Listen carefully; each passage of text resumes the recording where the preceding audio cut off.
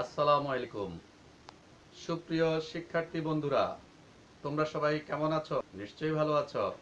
পবিত্র রমজান মাসে আমি তোমাদেরকে নবম শ্রেণীর উচ্চতর গণিতের তৃতীয় অধ্যায়ে পিথাগোরাসের উপপাদ্যের বিস্তৃতির উপর এখন ক্লাস করব।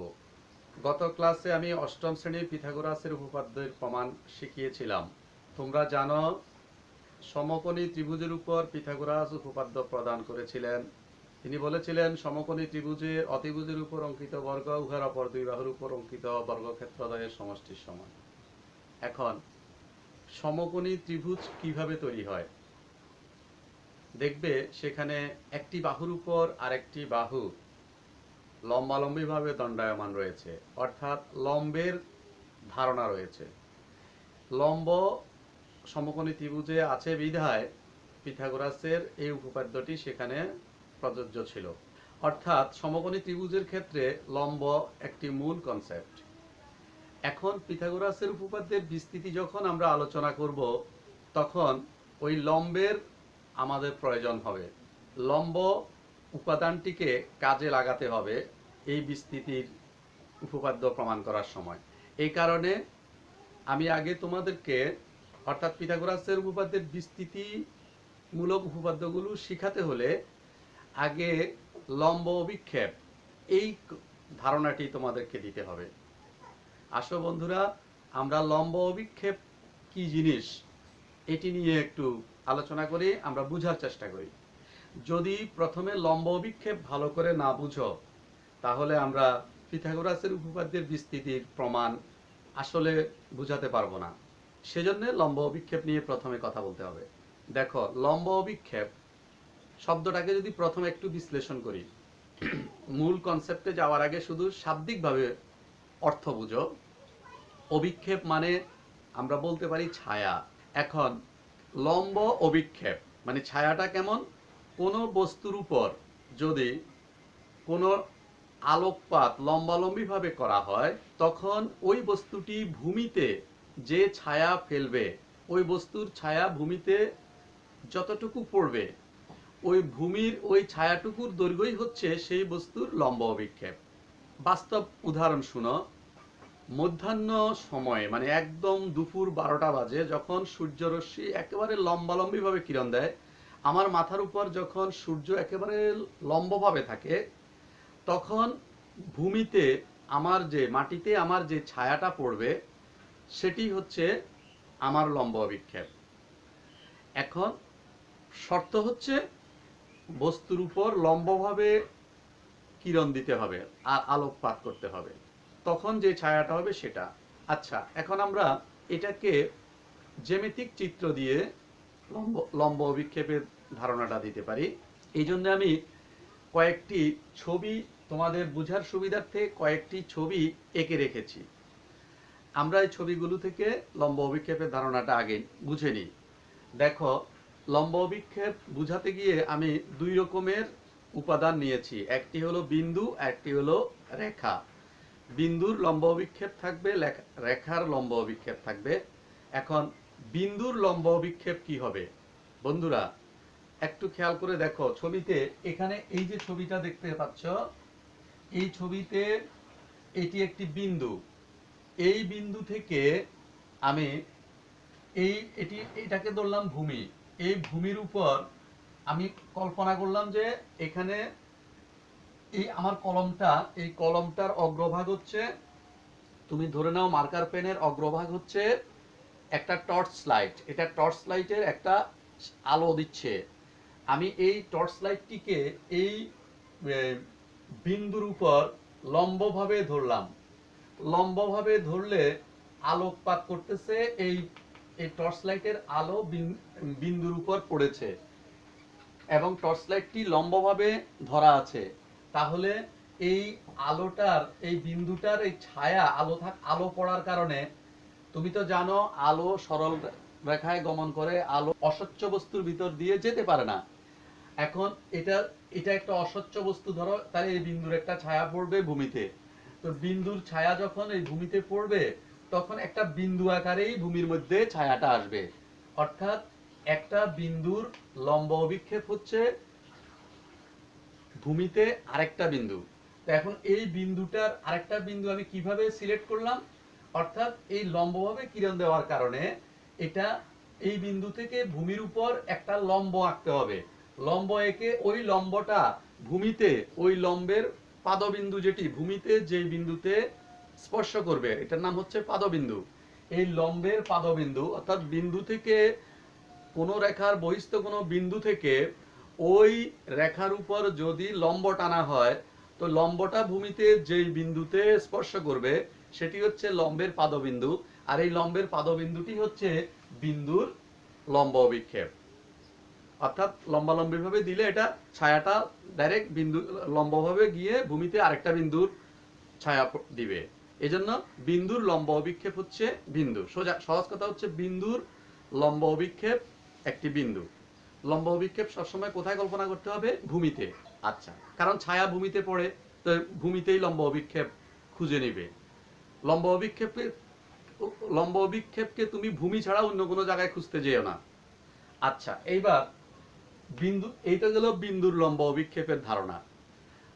এখন যদি রেখা হয়, রেখার ক্ষেত্রে আবার কয়েকটি ব্যাপার আছে বন্ধুরা, খেয়াল করো। আমি এখানে কয়েকটা দিয়ে, কেন কয়েকটা দিলাম এটা বুঝাচ্ছি। রেখা তোমার দুই রকমের থাকতে পারে। একটি হচ্ছে ভূমির সাথে যুক্তভাবে রেখাটা থাকতে পারে, আরেকটি হচ্ছে ভূমি থেকে আলাদা, ভূমি থেকে একটু উপরে। ভূমির সাথে রেখার কোনো একটা প্রান্তবিন্দু স্পর্শ না করে একটা রেখার দুইটা যে প্রান্তবিন্দু, দুটি প্রান্তবিন্দুই ভূমি থেকে উপরে থাকবে। এটা হলো এক স্টাইলের রেখা, এটার একটা লম্ব অভিক্ষেপ থাকবে। আবার ভূমির সাথে এক প্রান্ত জয়েন্ট থাকবে, যুক্ত থাকবে, আরেক প্রান্ত উন্মুক্ত থাকবে, এটা আরেক ধরনের রেখা, এটারও একটা লম্ব অভিক্ষেপ থাকবে। ভূমির সাথে জয়েন্ট থাকবে এমন রেখা দুই রকমের হবে। সেটি হলো ভূমির সাথে জয়েন্ট থাকা অবস্থায় সে লম্বভাবে রেখাটা অবস্থান নিবে। আরেকটা হলো ভূমির সাথে এক প্রান্ত জয়েন্ট রইলেও কিন্তু লম্বভাবে না, তির্যকভাবে থাকবে। তাহলে ভূমির সাথে জয়েন্ট হওয়া অবস্থায় রেখা, কোনো রেখা দুই রকম অবস্থায় থাকতে পারে। এক হচ্ছে সে লম্বভাবে ভূমির উপর লম্বভাবে থাকতে পারে জয়েন্ট হয়ে, এক প্রান্ত জয়েন্ট হয়ে, আর হচ্ছে তির্যকভাবে থাকতে পারে এক প্রান্ত জয়েন্ট হয়ে। আর জয়েন্ট ছাড়া, ভূমির সাথে জয়েন্ট ছাড়া রেখা তাও আবার দুই রকম থাকতে পারে। এক হলো সে তির্যকভাবে থাকতে পারে, ভূমি সাপেক্ষে তির্যকভাবে থাকবে, কোনো প্রান্তই ভূমির সাথে জয়েন্ট থাকবে না। আর আরেকটা হলো ওই ভূমির সমান্তরালে সে থাকতে পারে, হয় তির্যকভাবে থাকতে পারে, না হয় ভূমির সমান্তরাল অবস্থায় থাকতে পারে। দুই প্রান্তই ভূমির সাথে কোনো প্রান্তই জয়েন্ট নাই, এমন ভাবে এই দুই স্টাইলে থাকতে পারে। আবার ভূমির সাথে এক প্রান্ত জয়েন্ট আছে এমন ভাবে আবার দুই রকমে থাকতে পারে। তাহলে রেখার এই চার ক্রাইটেরিয়ায় আমি লম্ব অভিক্ষেপ বোঝানোর জন্য ছবিগুলো বোর্ডে এঁকে রেখেছি। এখন এমন কোনো কঠিন ছবি না এগুলো যে আমি যদি তোমারে কিভাবে যে আঁকলাম এটা যদি না দেখিয়ে দেই তাহলে তো তুমি বুঝতে পারবা না, এমন কিছু না। এটা সম্পাদ্যের চিত্র না বন্ধুরা, এই জন্য আমি সুন্দর কনসেপ্টের জন্য আগে এঁকে রেখেছি। এটা তুমিও ইচ্ছে করলে, তুমি ক্লাস 9-এ উঠেছ, তুমি ইচ্ছে করলে টপ স্কেল দিয়ে টান দিয়ে এটা করতে তোমার কি, এটা কোনো ব্যাপার না। অর্থাৎ আমি আগে কেন এঁকে রেখেছি, এই জন্য তুমি ভিডিও দেখে বিরক্ত বোধ করো না। এটা তোমার ভালোর জন্য, ভালো করে বোঝানোর জন্য আমি ভিডিও রেকর্ড করার আগে ছবিটা বোর্ডে এঁকে রেখেছি। এখন আমার আলোচনা করতে একটু সুবিধে হচ্ছে। এই এখন দেখো, এখন আমি এই লম্বটি, এই রেখাটি ভূমির সাথে এক প্রান্ত জয়েন্ট আছে কিন্তু ভূমির উপর লম্বভাবে আছে। তাহলে এই রেখাটির লম্ব অভিক্ষেপ কি হবে?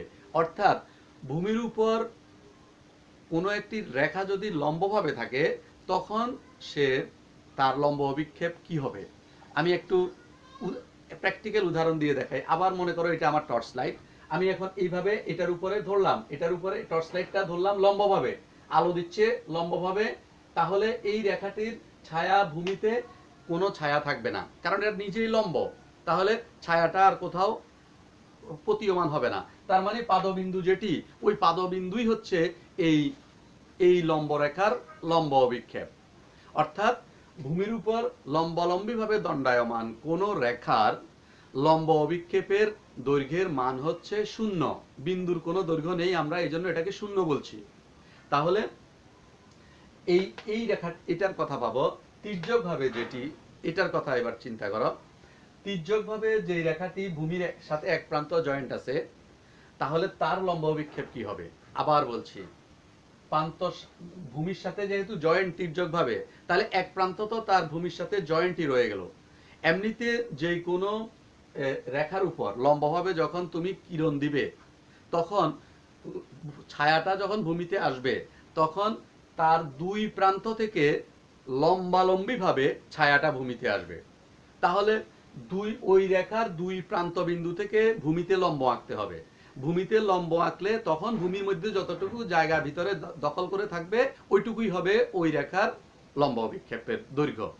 আচ্ছা, এখন এখানে তো একটা রেখা অলরেডি ভূমির সাথে সংযুক্ত, তাহলে ওইখান থেকে তো আর ভূমিতে লম্ব আঁকার প্রশ্নই আসে না, ওটা তো আগে থেকেই যুক্ত হয়ে রয়েছে এক প্রান্ত, তাহলে এক প্রান্ত থেকে লম্ব আঁকার দরকার নেই। ওইটাই ওই ভূমির সাথে যুক্ত যে বিন্দু, এটি হচ্ছে এক সাইডের লম্বের পাদবিন্দু, আর আরেক সাইডে লম্ব আঁকতে হবে। যেহেতু এটা ভূমির সাথে যুক্ত না ওই বিন্দুটা, ওই বিন্দু থেকে লম্ব আঁকো। লম্বটা কেন আঁকতে হচ্ছে? ওই যে কথা, ওইটাই মনে করো তুমি এখানে লম্বভাবে কিরণ দিচ্ছ, লম্বভাবে টর্চ লাইটটা ধরছো এটার গায়ের উপরে, তাহলে এটার গায়ের উপরে যেহেতু লম্বভাবে আলো দিচ্ছ, তাহলে আলোটা তো ওই লম্বভাবেই ভূমিতে আসবে। তাহলে এই জন্য আলো যেহেতু সরল রেখায় থাকে, ওই ছায়াটা এই বিন্দু থেকে লম্বভাবে এখানে আসা ছায়াটা পড়বে। এই জন্য তুমি এখান থেকে একটা লম্ব টানো, এই অপর প্রান্ত বিন্দু থেকে যখন লম্ব ভূমিতে টানবে, তখন এই লম্বটা এখানে আসবে। তাহলে এইটুকু জায়গা হবে তার লম্ব অভিক্ষেপ। তাহলে আমি এগুলো পরে একটু পরে আমি আবার নামকরণ করে দিয়ে দিয়ে বলবো, এখন শুধু নামকরণ না করে দেখিয়ে দিচ্ছি। তাই এই জায়গাটুকু আমি আবার বোঝানোর জন্য আরেকটা রেখা দিয়েছি নিচে, এইটুকু হচ্ছে তার ছায়া। অর্থাৎ রেখাটা অনেক বড়, রেখাটা অনেক লম্বা রেখা, কিন্তু তার ছায়াটা হচ্ছে ছোট। এখন এই জায়গায় এসে খেয়াল করো, এইখানে তির্যক ভাবে একটা রেখা রয়েছে, কিন্তু এই রেখার কোনো প্রান্ত বিন্দুই ভূমির সাথে কানেক্টেড না। এখন দেখো তাহলে কি হচ্ছে, এই রেখাটার প্রান্ত বিন্দুতে, দুই প্রান্ত বিন্দু থেকে ভূমিতে তোমার লম্ব আঁকতে হবে। তো দুই প্রান্ত বিন্দু থেকে যখন আমি লম্ব আঁকবো, এই প্রান্ত বিন্দু থেকে লম্ব এখানে আসবে ভূমিতে, ওই প্রান্ত বিন্দু থেকে এখানে আসবে। তাহলে এই দুই লম্বের মধ্যকার ভূমিতে যেটুকু জায়গা দখল করা আছে, যেটুকু দৈর্ঘ্য হয়েছে, এইটুকুই হবে লম্ব অভিক্ষেপ। তাহলে এটা একটা রেখা, এই রেখার লম্ব অভিক্ষেপ হচ্ছে এই রেখাটা।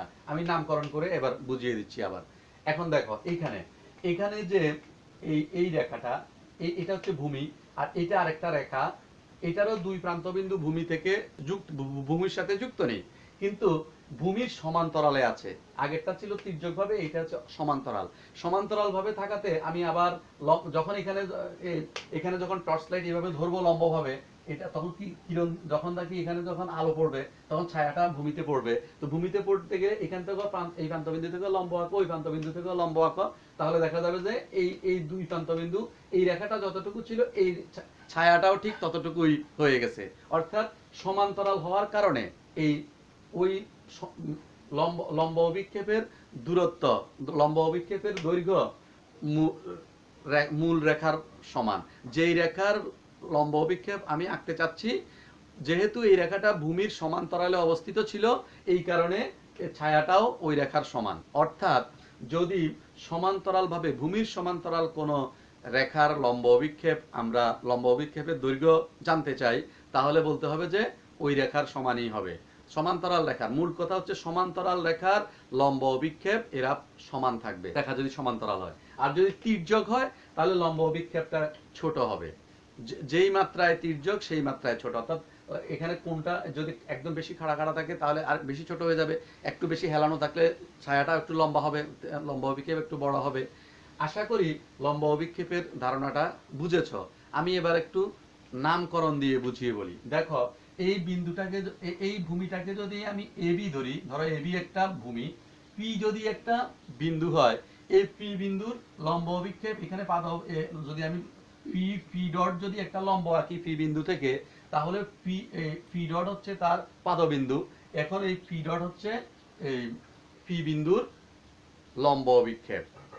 ঠিক এইভাবে একইভাবে এখানে এই রেখাটিকে যদি আমি এবি যদি একটা রেখা ধরি, এই ভূমি, এই রেখার উপর যদি আমি যদি বলি সিডি, সিডি এটা একটা লম্ব রেখা, এই লম্ব রেখাংশের লম্ব অভিক্ষেপ কত, তাহলে এখানে ডি বিন্দুতে পাদবিন্দুই হবে তার লম্ব অভিক্ষেপের দৈর্ঘ্য, অর্থাৎ ডি হবে তার লম্ব অভিক্ষেপ, ডি বিন্দু।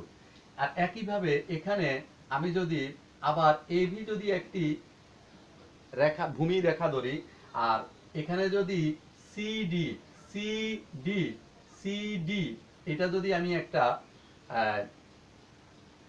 তির্যক রেখা ধরি, অর্থাৎ একটা রেখা যেটা তির্যক ভাবে আছে, এক প্রান্ত ভূমির সাথে যুক্ত, এমত অবস্থায় এই সিডি রেখার লম্ব অভিক্ষেপের মান কত? সিডি রেখার লম্ব অভিক্ষেপ সি বিন্দু থেকে এখানে যদি সিই লম্ব আঁকি, তাহলে সিডি রেখার লম্ব অভিক্ষেপ এই বিন্দু থেকে এই বিন্দু মানে ডিই, তাহলে আমাদের এটার মান হবে ডিই। আর এই চিত্রের মধ্যে দেখো একইভাবে এবি যদি আমার আগের মতো ভূমি হয়ে থাকে, আর সিডি এটি যদি আমার একটি রেখা হয়ে থাকে, এই রেখার লম্ব অভিক্ষেপ হবে এখানে সি থেকে এখানে আমি দিলাম ই, সিই লম্ব আঁকছিলাম, আর এখানে দিলাম ডিএফ লম্ব আঁকছিলাম, তাহলে এই বিন্দু থেকে এই বিন্দু থেকে এই বিন্দু ইএফ, তার মানে ইএফ হবে এই সিডি রেখার লম্ব অভিক্ষেপ। অথবা এখানে সি ডট ডি ডট এভাবেও দিতে পারো, ডট দিয়েও বোঝাতে পারো। আবার যদি এখানে মনে করো এইটাও যদি একই কথা, এবি যদি একটা ভূমি হয়ে থাকে, সিডি যদি একটা সমান্তরাল রেখা হয়ে থাকে, ভূমির সমান্তরাল, এর লম্ব অভিক্ষেপের মান কি হবে? এর লম্ব অভিক্ষেপের মান ওই লম্ব আঁকলেও এই বিন্দুতে আসছে, এটার বি বিন্দুতে আসছে, বা এটার এ ডট বি ডটও যদি বলো তাহলে হবে এ ডট বি ডট, এর হবে লম্ব অভিক্ষেপ। বা সিডি, সিডি যেহেতু সমান্তরাল, এটার লম্ব অভিক্ষেপ এবি। সিডি এর ভূমি যেহেতু এবি ছিল, আর এবির সমান্তরাল যেহেতু সিডি একটা রেখা ছিল, এর লম্ব অভিক্ষেপ হবে ভূমির সমান, অর্থাৎ এবি, এবি হবে। আচ্ছা, এভাবে আমরা লম্ব অভিক্ষেপের ধারণাটা তোমাদেরকে দিতে পারি। আর এই লম্ব অভিক্ষেপের ধারণা পেলে পিথাগোরাসের উপপাদ্যের বিস্তৃতি তুমি সহজে বুঝতে পারবে। কারণ পিথাগোরাসের উপপাদ্যের বিস্তৃতি সমকোণী ত্রিভুজের ক্ষেত্রে না, এটি হলো স্থূলকোণী এবং সূক্ষ্মকোণী ত্রিভুজের ক্ষেত্রে আমরা এগুলো দিচ্ছি। এখন দেখো, বিশেষ করে স্থূলকোণী ত্রিভুজের ক্ষেত্রে পিথাগোরাসের উপপাদ্য কিভাবে কাজ করে আমরা সেটি এইবার আলোচনা করব। উপপাদ্য 3, উপপাদ্য 3-এর প্রশ্নটা বন্ধুরা অনেক বড়, আমরা বুঝি বিদায় প্রশ্নগুলো আমাদের মুখস্থ নেই, অটোমেটিকলি মনে চলে আসে। কোনো নতুন শিক্ষার্থী বন্ধু এত বড় প্রশ্ন শুনলে প্রথমেই একটু ভয় পেয়ে যাবে। প্রশ্নটা অনেক বড়, সাধারণ নির্বাচনটা বিশাল, কিন্তু বুঝে গেলে একেবারে সহজ। স্থূলকোণী ত্রিভুজে স্থূলকোণের বিপরীত বাহুর উপর অঙ্কিত বর্গক্ষেত্র, ওই কোণের সন্নিহিত অপর দুই বাহুর উপর অঙ্কিত বর্গক্ষেত্র এবং ওই দুই বাহুর যে কোনো এক বাহু ও এক বাহুর উপর অপর বাহুর অঙ্কিত লম্ব অভিক্ষেপের অন্তর্গত আয়তক্ষেত্রের দ্বিগুণের সমষ্টির সমান। আমরা বিশেষ নির্বাচন বলবো এবার। বিশেষ নির্বাচনে স্থূলকোণী ত্রিভুজে যেহেতু বলা আছে, তাহলে আমরা সাধারণ নির্বাচন থেকে তো বিশেষ নির্বাচনের উৎপত্তি, তো সাধারণ নির্বাচনে যে উপাদানগুলো বলেছে সেটা খেয়াল করে করে বিশেষ নির্বাচনে বললে হয়ে যাবে। তো বিশেষ নির্বাচনে আসলে প্রথমে স্থূলকোণী ত্রিভুজের নাম বলো, মনে করি এবিসি একটি স্থূলকোণী ত্রিভুজ। আর স্থূলকোণের বিপরীত বাহুর নাম বলো, আগে বলো স্থূলকোণ কোনটা, এসিবি একটা, এটা হচ্ছে স্থূলকোণ। আর এই স্থূলকোণের বিপরীত বাহু হচ্ছে এবি, আর স্থূলকোণ সংলগ্ন সন্নিহিত যে দুটি বাহু, একটি হচ্ছে বিসি, একটি হচ্ছে এসি। এখন আমাকে আরেকটা জিনিস দেখতে হবে তোমাকে, যে এখানে লম্ব অভিক্ষেপ কোনটা, তাহলে এখানে বিসি থেকে বিসি এর উপর এসি বাহুর লম্ব অভিক্ষেপ, এখানে বিসি বাহুর বর্ধিতাংশের উপর এসি বাহুর লম্ব অভিক্ষেপ সিডি। তাহলে এই জিনিসগুলো দেখার পরে আমরা বিশেষ নির্বাচন বলবো। তাহলে আমরা বিশেষ নির্বাচন এবার কিভাবে বলতে পারি খেয়াল করো।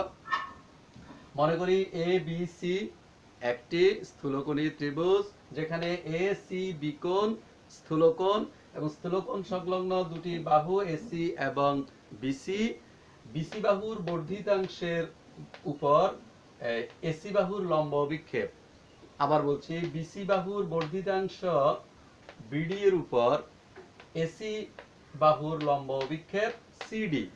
তাহলে আমাকে এখন প্রমাণ করতে হবে যে AB square equal to AC square plus BC square plus 2BC CD। 2BC CD কিভাবে আসলো? এখানে বলেছিল আয়তক্ষেত্র, বলেছিল যে ভূমির এক বাহু এবং এরপর অঙ্কিত অপর বাহুর অঙ্কিত লম্ব অভিক্ষেপের অন্তর্গত আয়তক্ষেত্র। তো অঙ্কিত আয়তক্ষেত্র হতে হলে আমরা জানি যে দৈর্ঘ্য গুণ প্রস্থ।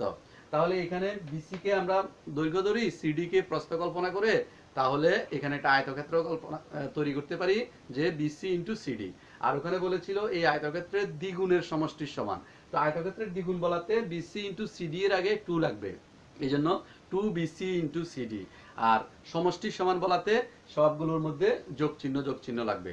তাহলে আমরা কি পেলাম? ফাইনাল রাউন্ডে আমরা উপপাদ্যের বিশেষ নির্বাচন কি পেলাম? যে এবি স্কয়ার মানে স্থূলকোণী ত্রিভুজের স্থূলকোণের বিপরীত বাহুর উপর অঙ্কিত বর্গক্ষেত্র সমান হবে কার? স্থূলকোণ সংলগ্ন দুই বাহুর উপর অঙ্কিত বর্গক্ষেত্র। এক বাহু এসি স্কয়ার প্লাস আরেক বাহু বিসি স্কয়ার। এই গেল দুটি উপর অঙ্কিত বর্গক্ষেত্র। যেহেতু সমষ্টি বলেছিল যেন সমান চিহ্ন দিয়ে রাখলাম। আবার বলেছে যে এই স্থূলকোণ সংলগ্ন যে এই বাহু দুটির যে কোনো একটি থেকে অপর বাহুর উপর অঙ্কিত লম্ব অভিক্ষেপের অন্তর্গত আয়তক্ষেত্র লাগবে। তাহলে এই দুটি বাহু স্থূলকোণ সংলগ্ন দুটি বাহু এসি এবং বিসি, এদের যে কোনো একটির উপর অপর বাহুর অঙ্কিত লম্ব অভিক্ষেপ। একটি বাহু ধরলাম বিসি, বিসি এর উপর অঙ্কিত লম্ব অভিক্ষেপ হচ্ছে এসি বাহুর লম্ব অভিক্ষেপ সিডি। তাহলে এখানে অন্তর্গত আয়তক্ষেত্রটা কি দাঁড়ালো? BC into CD.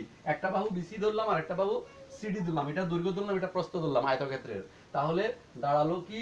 BC into CD, এই দুই বাহুর অন্তর্গত আয়তক্ষেত্র। এখন এর মধ্যে বলছে ওই আয়তক্ষেত্রের আবার দ্বিগুণ, এবার দিয়ে দিলাম 2।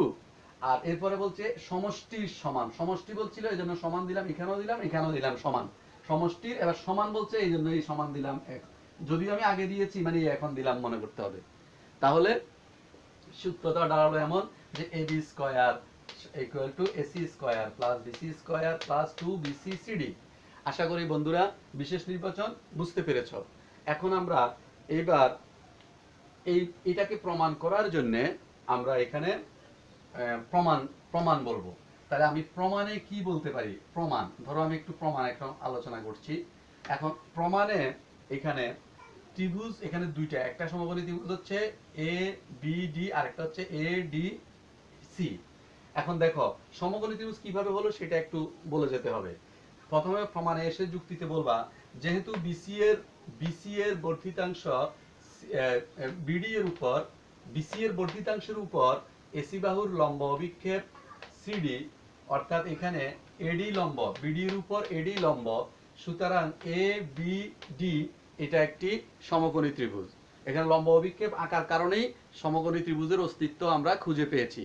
তাহলে এখানে সমকোণ তৈরি হয়েছে, এই জন্য সমকোণী ত্রিভুজ। আমি সমকোণের সাইন চিহ্ন দিয়ে রাখলাম এরকম। এমনি সাধারণ কোণ এইভাবে, আর সমকোণের সাইনটা এভাবে দিবা লম্বের মতো করে। তাহলে এখানে হচ্ছে সমকোণ হয়েছে ADB সমকোণী ত্রিভুজ। এই ত্রিভুজের মধ্যে আমি এখন পিথাগোরাসের উপপাদ্যটি, এই নীতিটা প্রয়োগ করি। এই নীতি প্রয়োগ করে প্রমাণ করব। বিধায় তো এর নাম হচ্ছে পিথাগোরাসের উপপাদ্যের বিস্তৃতি, এর সাহায্যে প্রমাণ। এই জন্য এটাকে এখন কাজে লাগাও। তাহলে ADB সমকোণী ত্রিভুজ আমি পেলাম। এটার মধ্যে এই ডি কোণ হচ্ছে সমকোণ, এই সমকোণের বিপরীত বাহু হচ্ছে AB, অর্থাৎ অতিভুজের উপর অঙ্কিত বর্গক্ষেত্র উহার অপর দুই বাহুর উপর অঙ্কিত বর্গক্ষেত্র ধরে সমষ্টির সমান। অঙ্কিত বর্গক্ষেত্র একটা কি? একটা হচ্ছে AD স্কয়ার প্লাস আরেকটা হচ্ছে BD স্কয়ার। তাহলে এই হলো পিথাগোরাসের নীতি অনুসারে কোন ত্রিভুজের ক্ষেত্রে ABD, এই ত্রিভুজের ক্ষেত্রে আমরা এটুকু পেলাম। বন্ধুরা আমি কিন্তু এখানে একেবারে বইয়ে লাইন বাই লাইন যেভাবে আছে এভাবে করছি না, আমি কিন্তু ড্রাফট করে বুঝিয়ে দিচ্ছি, খসড়া করছি। তোমরা বুঝার পরে, কনসেপ্ট বুঝার পরে বাসায় নোট করে নিও। তুমি নবম দশম শ্রেণীর স্টুডেন্ট, তুমি এখন তো, তোমাকে তো আর একেবারে ছোট বাচ্চাদের মতো এক লাইন বাই লাইন লিখে দেখাতে হবে না।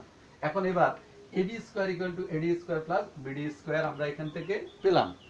এখানে লক্ষ্য করো BD, এই BD মানে কি? এই যে BD মানে, আমি যদি তোমাকে এইভাবে বলি BD equal to BC plus CD, তাহলে এই দুইয়ের যোগফল হচ্ছে BD। আর BD স্কয়ার যেহেতু, আর স্কয়ার বললে নিশ্চয়ই এবার এইভাবে হোল স্কয়ার দিতে হবে উভয় পাশে। আর তখন এখানে সূত্র কি হয়? A plus B whole square সূত্রে ভাঙাও, A square plus 2AB plus B square, just এই নীতিতে গেলে আমার এখানে এটা পেয়ে যাই। আর এটাকে একটু সাজিয়ে বলতে গেলে এটার পরে এটাকে টেনে আনতে পারি। তাহলে মূল কথা হচ্ছে আমি এইবার এইখানে যে বিডি আছে, এই এবি স্কয়ার ইকুয়াল টু কি দাঁড়ায়, তাহলে এটা লেখো AB square equal to AD square তো আমার আছে আগের, এবার প্লাস বিডি না বলে বিডি এর মান যেটা পেয়েছি সেটা লিখে দেই, যে BC square plus two BC into CD plus CD square. তাহলে মান বসালাম, বিডি এর মান বসালাম। এবার একটু সাজিয়ে নেই আমরা, সাজিয়ে নিলে এডি স্কয়ারের সাথে সিডি স্কয়ার জয়েন করে দেই। যদি বলো স্যার এটা এইভাবে জয়েন করবেন কেন, আমি এইভাবে সাজিয়ে রাখলে অসুবিধা কি? আসলে ওই এডি স্কয়ারের সাথে সিডি স্কয়ার পাশাপাশি রাখলে পরবর্তীতে আমি যখন এ ডি সি এই ত্রিভুজের মধ্যে আবার পিথাগোরাসের উপপাদ্য প্রয়োগ করব, তখন ওই দুইটা যোগফল সমান আরেকটা মান সহজে উপলব্ধি করতে পারবো। এই জন্য কাছাকাছি সাজিয়ে রাখছি আগভাগে। তাহলে A D square plus C D square আর plus BC square plus two BC into CD রাখলাম। এখন এটি হচ্ছে আমার এই ত্রিভুজের মধ্যে কোন ত্রিভুজ এ ডি বি, এই ত্রিভুজের ক্ষেত্রে আমি এটা পেয়েছি। এইবার আমি আরেকটা ত্রিভুজ ছোট এ ডি সি, এটাও সমকোণী ত্রিভুজ কারণ ডি কোণ সমকোণ।